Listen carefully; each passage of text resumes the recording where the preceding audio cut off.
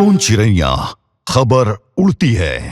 छत्तीसगढ़ के बहुचर्चित coal levy घोटाले में जांच अब एक नए और बेहद अहम मोड़ पर पहुंच गई है। कांग्रेस के पूर्व प्रदेश कोषाध्यक्ष रामगोपाल अग्रवाल की गिरफ्तारी के बाद आर्थिक अपराध अन्वेषण शाखा यानी ईओडब्ल्यू ने कोर्ट में पेश दस्तावेजों और जांच के आधार पर कई गंभीर दावे किए हैं। एजेंसी का कहना है कि कथित तौर पर पार्टी फंड के नाम पर करीब 800 करोड़ रुपए का बड़ा नेटवर्क संचालित किया गया, जिसमें रकम के संग्रहण, प्रबंधन और एंट्री का जिम्मा रामगोपाल अग्रवाल के पास था। ईओडब्ल्यू का दावा है कि कोल लेवी से जुटाई गई रकम बोरी और कॉटन में भरकर कांग्रेस भवन तक पहुंचाई जाती थी और वहां से हवाला नेटवर्क के जरिए दिल्ली भेजी जाती थी।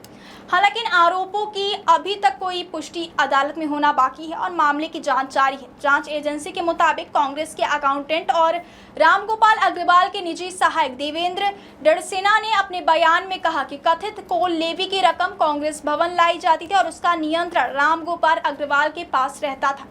वहीं भिलाई के कारोबारी लक्ष्मी नारायण बंसल उर्फ पप्पू ने भी बयान से दावा किया कि दीपेन चावड़ा के माध्यम से करीब 800 करोड़ रुपए कांग्रेस भवन भेजे गए। इसके अलावा निखिल चंद्राकर ने भी कथित तौर पर अपने बयान में कहा कि कोल लेवी से जुड़ी राशि रामगोपाल अग्रवाल तक पहुंचाई जाती थी। ईओडब्ल्यू ने भी यह दावा किया है कि कोल लेवी से सीधे 52 करोड़ 62 लाख 20 हजार रुपए रामगोपाल अग्रवाल तक पहुंचे और इस राशि का संग्रहण, प्रबंधन और उपयोग उन्होंने किया। जांच एजेंसी इन सभी बयानों और दस्तावेजों के आधार पर पूरे वित्तीय नेटवर्क की कड़ियां जोड़ने में जुटी हुई है।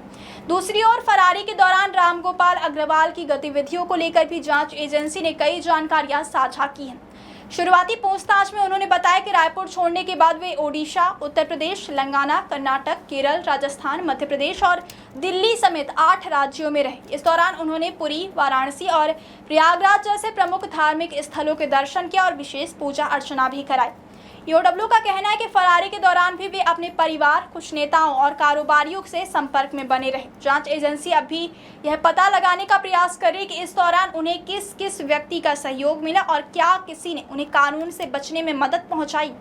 इस पूरे मामले की शुरुआत 30 जून 2022 को हुई आयकर विभाग की कार्यवाही से जुड़ी बताई जा रही है। ईओडब्ल्यू के मुताबिक उस समय कोल कारोबारी सूर्यकांत तिवारी और उसके सिंडिकेट पर आयकर विभाग की छापेमारी के दौरान डायरी और कई महत्वपूर्ण दस्तावेज बरामद हुए थे।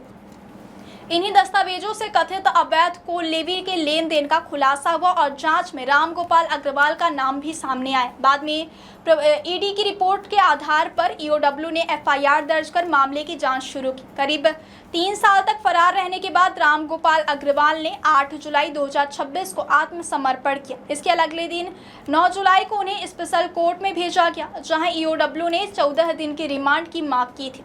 हालांकि अदालत ने 9 दिन की रिमांड मंजूर करते हुए उन्हें 17 जुलाई तक ईओडब्ल्यू की हिरासत में भेज दिया है। अब 17 जुलाई को उन्हें दोबारा कोर्ट में पेश किया जाएगा, जहां जांच की प्रगति के आधार पर आगे की कार्यवाही तय होगी। सूत्रों के मुताबिक पूछताछ के दौरान यदि नए तथ्य सामने आते तो कस्टम मिलिंग, डीएमएफ और कथित शराब घोटाले से जुड़े मामलों में भी उनकी गिरफ्तारी की जा सकती है। वहीं ईडी ने भी इस पूरे मामले में मनी लॉन्ड्रिंग के पहलुओं की अलग से जांच कर रहे हैं और आगे अपनी कार्यवाही तेज कर रहा है। फिलहाल ईओडब्ल्यू की पूछताछ जारी और आने वाले दिनों में इस बहुचर्चित मामले में कई नए खुलासे होने की संभावना जताई जा रही है। दूसरी ओर इस मामले में लगाए गए आरोपों पर संबंधित पक्ष का पक्ष भी कानूनी प्रक्रिया के तहत सामने आना बाकी है और अंतिम निर्णय अदालत के फैसले के बाद ही स्पष्ट होगा। सोन चिड़ैया खबर उड़ती है।